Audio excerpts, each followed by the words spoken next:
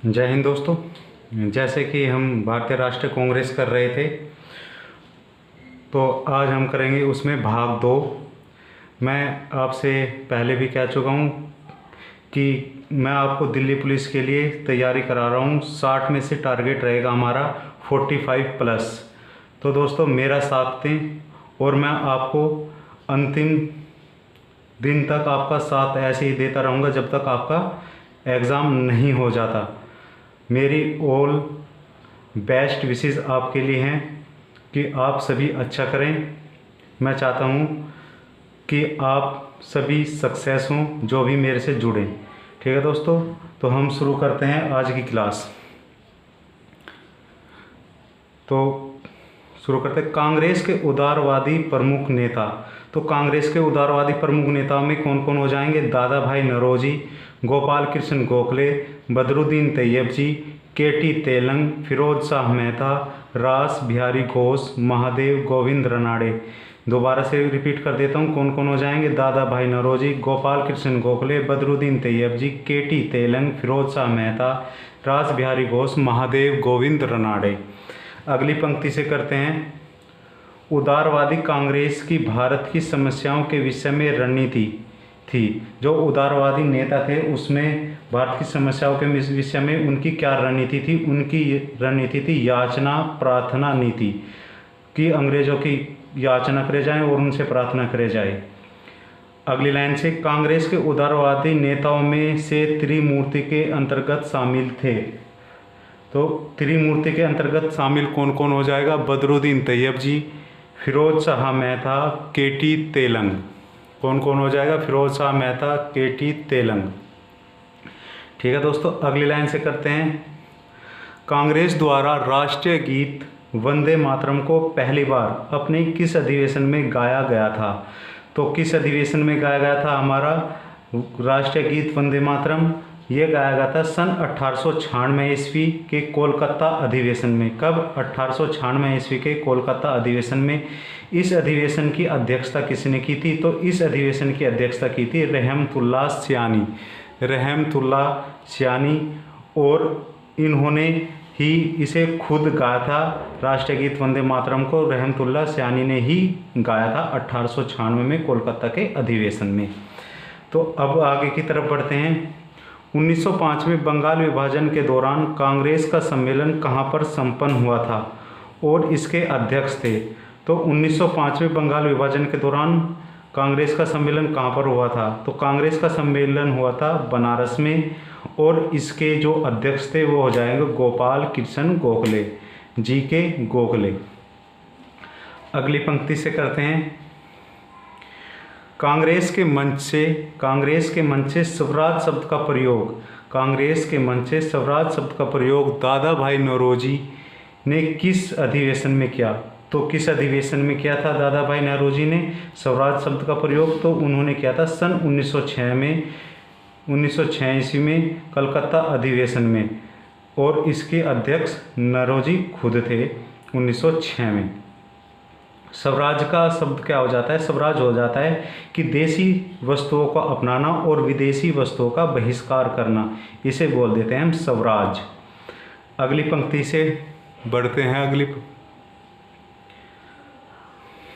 किस अधिवेशन में अध्यक्ष पद को लेकर नरम दल और गरम दल में विवाद उत्पन्न हो गया और यह अधिवेशन निरस्त कर दिया गया?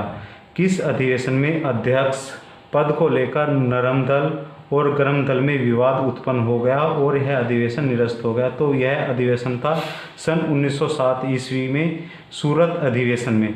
सन 1907 में सूरत में अधिवेशन हुआ था और इसके अध्यक्ष थे रास बिहारी घोष। जब नरम दल और गरम दल में विवाद हो गया और ये अलग हो गए थे, नरम दल और गरम दल, और यह अधिवेशन यहाँ पर समाप्त करना पड़ गया था। अगली पंक्ति से करते हैं। कांग्रेस का वह अधिवेशन जिसमें राष्ट्रीय गान जन गण मन सर्वप्रथम गाया गया था। कांग्रेस का वह अधिवेशन जिसमें राष्ट्रीय गान जन गण मन सर्वप्रथम गाया गया था, तो वो अधिवेशन हो जाएगा कोलकाता अधिवेशन। राष्ट्रीय गान कब गाया गया था? 27 दिसंबर 1911। यदि आपसे पूछ लिया जाए कि 1911 में कांग्रेस के अध्यक्ष पद किस पर था? तो वो अध्यक्ष थे पंडित बिशन नारायण दर। पंडित बिशन नारायण दर, ये इम्पोर्टेंट हो जाएगा, पंडित बिशन नारायण दर, क्योंकि सन 1911 में ही दिल्ली को भारत की राजधानी बनाने की घोषणा की गई थी, सन 1911 ईस्वी में ही। तो अधिवेशन कौन सा था? वो कोलकाता था। अगली लाइन से करते हैं, कांग्रेस का वह अधिवेशन जिसमें नरमपंथी व गर्मपंथी कांग्रेस एक हो गए थे। कांग्रेस का वह अधिवेशन जिसमें नरमपंथी व गर्मपंथी कांग्रेस एक हो गए थे। तो ये अधिवेशन हो जाएगा 1916 का लखनऊ अधिवेशन, 1916 का लखनऊ अधिवेशन, और इसकी अध्यक्षता की थी अंबिका चरण मजूमदार। ये जो क्वेश्चन होता है अंबिका चरण मजूमदार वाला, ये पेपरों में पूछा जाता है कि 1916 में लखनऊ अधिवेशन में अध्यक्ष कौन थे कांग्रेस के? तो हो जाएंगे अंबिका चरण मजूमदार। अगली पंक्ति से करते हैं, लखनऊ अधिवेशन की प्रमुख विशेषता थी। तो लखनऊ अधिवेशन की प्रमुख विशेषता क्या हो जाएगी? कांग्रेस एवं मुस्लिम लीग के बीच प्रसिद्ध लखनऊ समझौता होना। क्या हो जाएगी? कांग्रेस एवं मुस्लिम लीग के बीच प्रसिद्ध लखनऊ समझौता होना। ठीक है दोस्तों, अगली पंक्ति से करते हैं, लखनऊ समझौता का मुख्य विषय था। तो लखनऊ समझौता का मुख्य विषय क्या हो जाएगा? कांग्रेस द्वारा मुस्लिम समुदाय को विधायकों में आरक्षण की बात को सहमति देना। जो कांग्रेस था उसने मुस्लिम समुदाय को, जो विधायिकाएं थी हमारी, उसमें आरक्षण की बात की सहमति दे दी थी लखनऊ समझौते में, इसका ये मुख्य उद्देश्य था। अगली पंक्ति से करते हैं, कांग्रेस एवं मुस्लिम लीग के बीच इस समझौते को संपन्न कराने में प्रमुख भूमिका निभाई थी। तो इसको समझौते को संपन्न कराने में प्रमुख भूमिका किस किस की थी? एनी बेसेंट की और बाल गंगाधर तिलक की। किसकी हो जाएगी? एनी बेसेंट की और बाल गंगाधर तिलक की।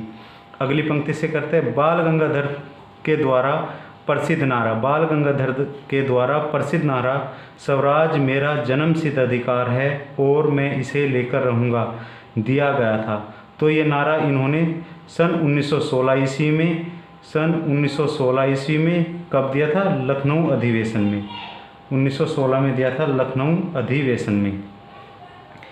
आगे की तरफ बढ़ते हैं अगली पंक्ति से, कांग्रेस का वह अधिवेशन जिसमें पहली महिला अध्यक्ष बनी थी।